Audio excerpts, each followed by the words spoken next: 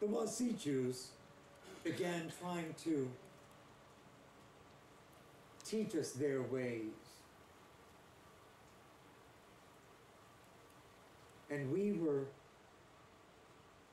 actually against it. I got disheartened with how the Wasichus made their claim on our land. They soon began building little square houses for us to live in. Everything that we did was in a circle, like the cycle of life. Everything in our understanding is circular, no beginning, no end. A reflection of Wakantanka, Wakonda. You start off life as a youngster. That is the East, where illumination and light and peace is yours. Then you go on your cycle path to the west, actually to the south, where you find warmth. Then you go to the west, where you find the rains. Then you go to the north, where you find the cold, and you learn endurance. And then you begin all over again in the east. Everything was a circle. Our dancing was in a circle. Our teepees, as you can see, were a circle. The birds make their nests in a circle. The seasons come annually, every year, in that same divinely created circle. The Wasichus had everything in squares. We couldn't understand it. Our people were being devastated. The Wasichus, when they came, they decided to kill the buffalo. We had been hunting the buffalo, our brother, for many, many moons. In our day, everyone, the four-legged, the winged, us two-legged, we all had enough to eat. Yes, we would pray and we would prepare for the buffalo hunt by asking for forgiveness to take the life of something that's living. See, everything that's living had the divine in it. So we would gather and we would dance. The Hetushka societies would dance and we would pray so that we would have a good hunt. We would perform in a ceremony a successful hunt by replicating our prey and how to trap it and how to get it. That was our dances. But it was prayer. So it was all sacred. We had lived for many, many, many years with quite enough food. But after the Wasichus came, they began killing the Nuge Teune for sport. They would be collecting their pelts and leaving the carcass there. Sometimes they would only take the tongue and they would leave the pelt and the carcass there. It devastated our culture. And so my people began to starve. Not only were we being pushed around by the Wasichus, but we also did not have food to eat.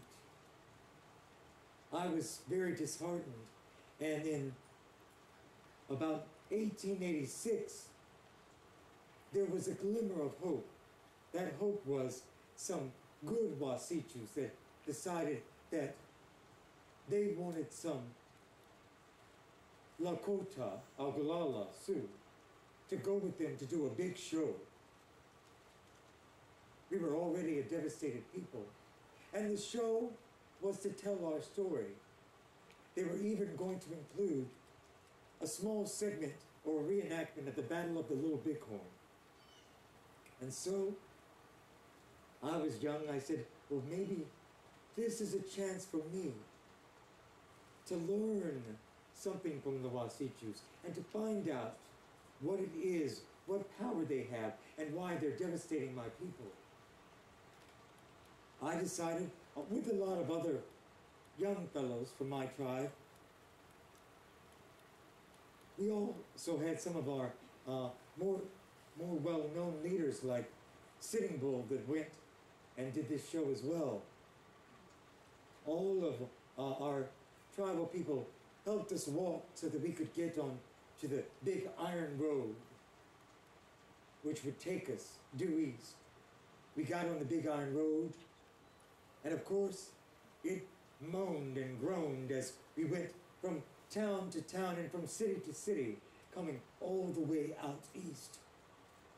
I had never seen such big cities, but I thought maybe I could learn something about the Wasichu culture that would help my people, because I was fearful of the fact that I had to do my duty on my path. So we went from city to city, and we ended up getting to a very, very large city called New York.